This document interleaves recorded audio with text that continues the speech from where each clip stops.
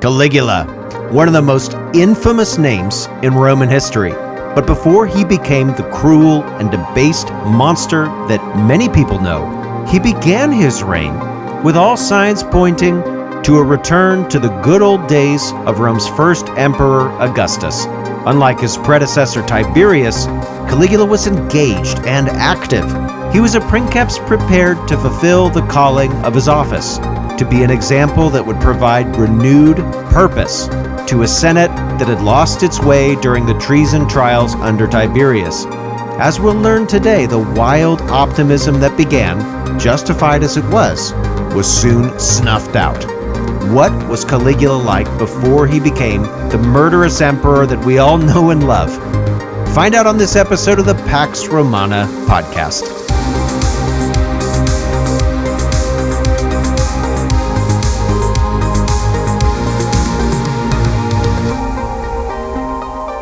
Episode 11, Caligula, the false Augustus. When Tiberius died in AD 37, the Romans hoped that the worst was finally over. The treason trials had mired the imperial capital in scandal after scandal. These were kangaroo courts. The people that informed on senators could expect massive rewards, things like large cash bonuses, a portion of the property of anyone convicted, sometimes grants of citizenship, or in very rare cases, but it did happen, maybe even a position in the Roman Senate. Now, many of the people that were killed or exiled under Tiberius were, in fact, members of Caligula's family. His mother had been tortured to death, you'll remember that. Also, his two brothers were also made to suffer before they too were killed. So when Caligula became emperor, at least a few senators, those who had been most enthusiastic about convicting the new emperor's now dead family members, those senators might have been wondering if Caligula was about to use his new power and position to take vengeance on them. So perhaps as a way to ingratiate themselves with this 24-year-old emperor, Caligula, the Senate performed two actions. First, they bestowed on Caligula in one giant lump all the powers that Tiberius had held. Now, why is this noteworthy? Well, when Tiberius took office, he had already had some of the powers of Augustus, and then when Augustus died, the rest of those powers were given to Tiberius. In other words, Tiberius was already experienced when he became emperor. There was at least the illusion that he merited the role, that he had been prepared and groomed for the position. But Caligula, when he became emperor after Tiberius, was still just a private citizen. He was not a member of the Senate. He wasn't a former consul. He had had no previous political position whatsoever. He was simply the nephew and adopted son of the previous emperor. I already mentioned that at the core of this new form of government, this principate, the beginning of the era that would be called the Pax Romana, there was a lie underneath the surface. And as all lies work, increasingly it becomes harder and harder to support them. Lies aren't true. They don't actually represent reality. And given enough time, reality tends to reassert itself eventually. So the fact that Caligula became emperor largely on the basis of his family connection to the previous emperor probably caused at least some in Rome to take notice. Was this really still a republic? Because people gaining power simply by a family connection, and ultimate power at that, sure sounds a lot like a monarchy. It certainly wasn't a meritocracy. And by bestowing all of Tiberius's power onto Caligula at once, the Senate was also cementing what had previously been informal. One, that whoever the previous emperor adopted was going to be the next emperor, so this method of succession. And two, that the collection of powers and titles that was given to Caligula was not a set of independent honors that coincidentally the Senate was just voting to somebody. But this was actually a package deal. This was a set grouping of powers and titles that identified a supreme autocrat, an emperor, in all but name. And the contradiction that I mentioned earlier was this. So Caligula was made emperor on this legal basis of adoption. Tiberius had willed Caligula as his son and heir. But Tiberius's will did not merely say that. Tiberius also willed that a second person was to be his son and heir. That was Caligula's cousin, Tiberius's own grandson, Gemellus, the son of Tiberius's son Drusus. But the Senate decided to nullify that part of Tiberius's will. And Caligula, of course, would have approved of this, as subsequent events would show. Now, why did they do this? Again, I think it was probably to ingratiate themselves with Caligula, for the Senate to show Caligula that they were willing to recognize his claim. And of course they would have done this. The Senate do not want two young men with equal claims to be emperor. That is a civil war waiting to happen. So they sided with the older of the two, Caligula. And at least at first, Caligula seemed to reciprocate that goodwill. He seemed willing to act as a kind of moderate and predictable princeps, and one who knew his role in the new political fiction that was operating during the Pax Romana. Caligula really began his reign in about the best way possible. He started passing out huge amounts of money to just about everybody in the city of Rome. All of the key groups were given something. The Praetorian Guard, for example, received a cash bonus of about a full year's salary. If you want numbers, that's 2,000 sesterces. All Roman citizens, whether rich or poor, also received a pretty sizable cash gift. We don't know the individual amounts, but we do know the total amount, at least from one ancient source. And this amount was 45 million sesterces. This is the net worth of dozens of senators. It's a huge amount. Also, for the people, he built new aqueducts to bring in fresh water to the city, and he spent money on lavish games and festivals for the population. So there was a spirit of celebration and optimism that would have flowed through the city of Rome in the wake of so much cash being spent. That's what tends to happen when a big burst of spending occurs. And we're told by one ancient source that the imperial treasury had a budget surplus of something like 2 to 3 billion sesterces when Caligula took over. But he supposedly spent so much money that that surplus was drained within the first year of his reign. And what about the nobility? He did a lot for them, at least in his first year.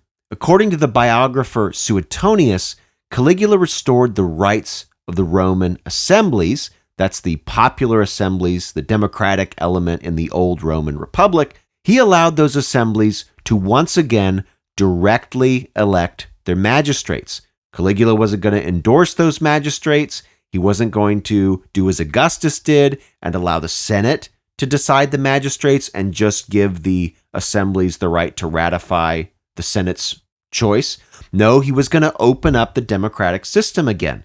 And he was also going to allow Roman magistrates, once they were elected democratically, to act independently of himself. In other words, he was going to give them a similar degree of autonomy that they had under the Republic. Now, I'm not going to say that these actions restored the Republic. Of course, they didn't. Caligula was still in charge. But they resumed a degree of political autonomy that even Augustus had not allowed. And Caligula showed an impressive patience for even his own need to hold political office. He even respected the Senate in this way as well. Because when Caligula became emperor, there were already 2 consuls in office. And remember, Caligula had 0 political experience, and so he was quite desperate to hold one of the consulships so that he could have some legitimacy. Everybody would have understood if he had kicked one of those consuls out of office and taken his place right away. But Caligula didn't do that. He allowed both those consuls to serve their full customary term, which at this point was 6 months. And then when they finished up, it was only then that he became consul, paired with his older uncle, a man named Claudius. And this is a man that you should remember. He'll come into our story in a few episodes. These actions, opening up the democracy, allowing autonomy among the magistrates, and waiting his turn to serve as consul, showed impressive deference and a willingness to share power with the nobility. It must have elated members of the Senate. Caligula also rapidly walked back some of the family squabbling and political purges and plots and conspiracies that we saw under Tiberius. If you remember, those conflicts mired the entire government of Rome in scandal. They made senators complicit in dynastic murders. So Caligula issued a kind of political amnesty at the beginning of his reign, allowing most of the people that had been exiled under Tiberius in the treason trials to return back to Rome and to reclaim their property. The Roman senator Cassius Dio summarizes these acts of Caligula in the following way, quote, Caligula promised to share his power with the Senate and to do whatever would please them. He called himself their son and their ward. After this, he freed those who were in prison. He did away with the charges of treason, which he saw as the cause of most of these prisoners' condition, and he heaped up and burned, or at least he pretended to burn, all of the papers pertaining to their cases that Tiberius had left behind. And for this, he was commended. And that's Cassius Dio's Roman history. I want you to pay special attention to at least one thing in that account. Caligula burned the documents that were related to the treason cases. Now, this action was in effect a declaration of amnesty, but not only for the present, but for the future. Caligula would keep no record of wrongs. The treason trials and all of the horrors that they unleashed on Rome were truly over. Here was an emperor that everyone in the Roman state could support, from the richest noble to the poorest peasant. But Caligula was young, and so to complete the picture of a return to the days of Augustus, Caligula needed to provide an impeccable example of family values. And for this, Caligula relied upon his 3 surviving younger sisters. Very quickly, their images appeared all over Rome. On coins, for example, Caligula's sisters were each named and they were displayed. They were often holding horns of plenty, which signified prosperity and fertility. And we're told by the imperial biographer Suetonius that Caligula even included his sisters' names in the oaths sworn by both citizens and even by Roman magistrates. So Caligula was using his sisters almost like mascots for his regime. They were symbols of both purity and prosperity that the entire city could get behind. And in the meantime, there was also Tiberius's grandson, Gemellus. Gemellus was just under age 18, and therefore he was not legally a man. Now, as you'll recall, I just said Tiberius's will had been nullified by the Senate, so Gemellus was technically out of the picture. But Caligula was able to act as a generous patron to Gemellus, bringing him back into the fold by officially adopting him as his son and heir. What a guy. Okay, you know that this is going to turn bad at some point, right? And none of what I have said so far sounds anything like the brutish and debauched Caligula that many people think of when they hear that name.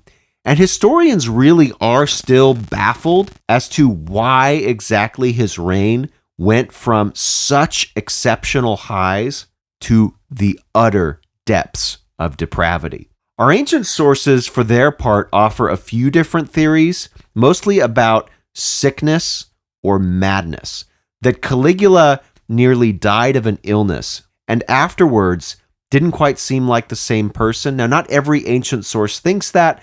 Some think that he was corrupt from the very beginning, and modern historians are kind of divided just like the ancient sources are. Did Caligula get struck with a sickness that was so bad that it fundamentally changed his personality?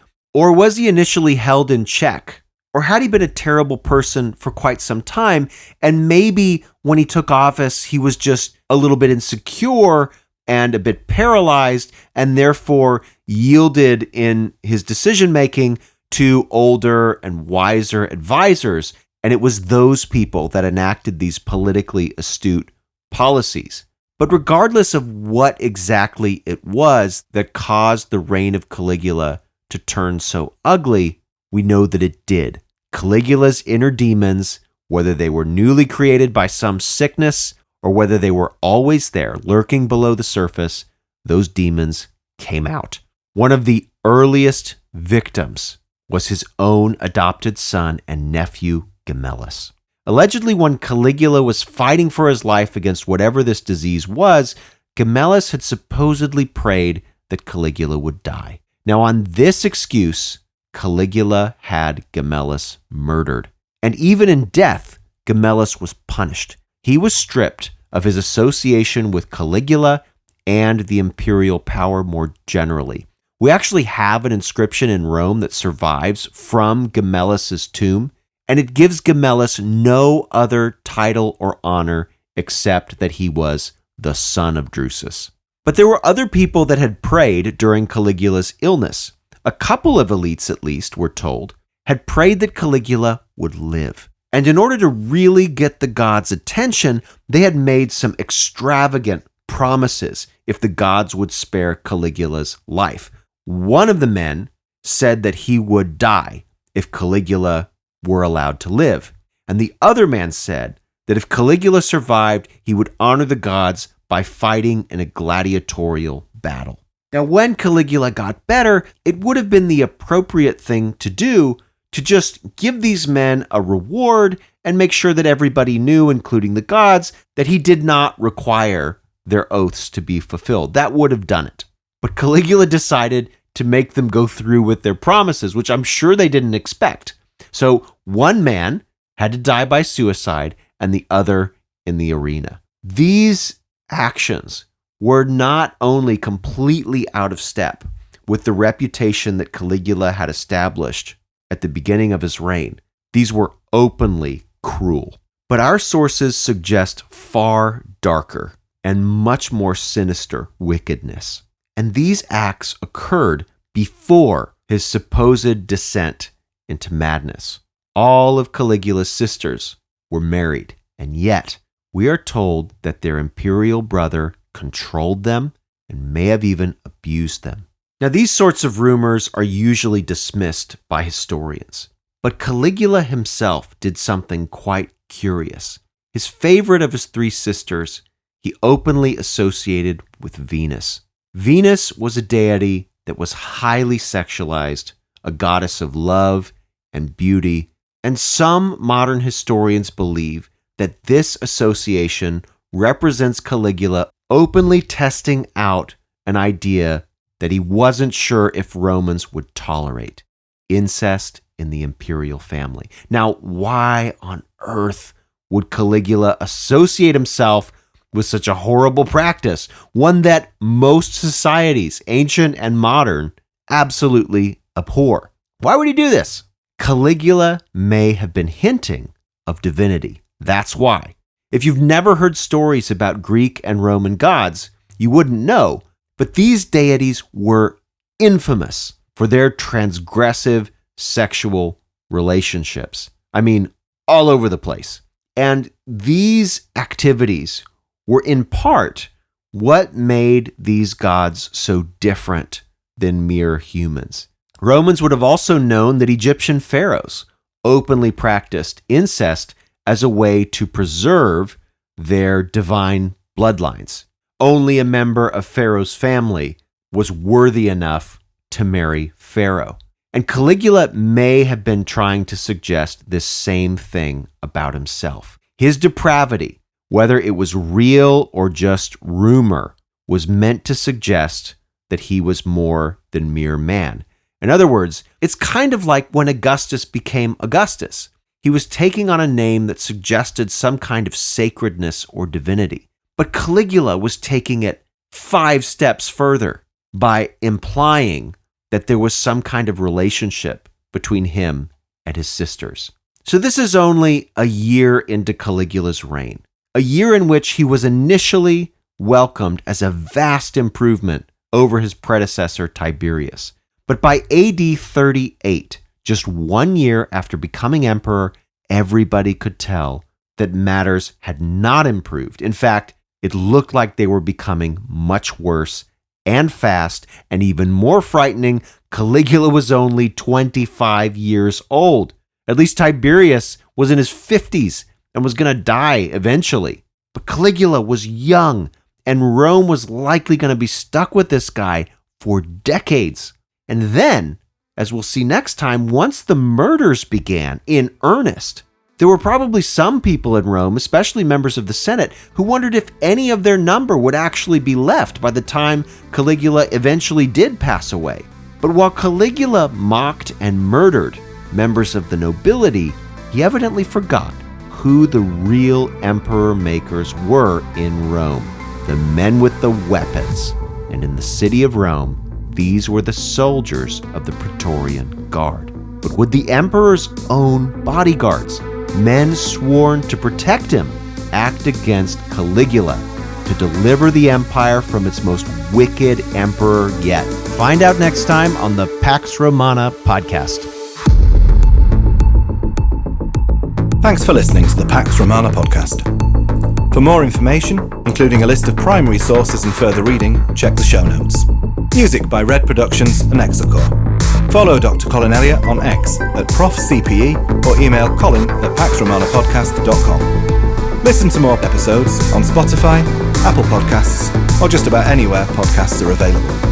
Stay tuned for the next episode of the Pax Romana podcast.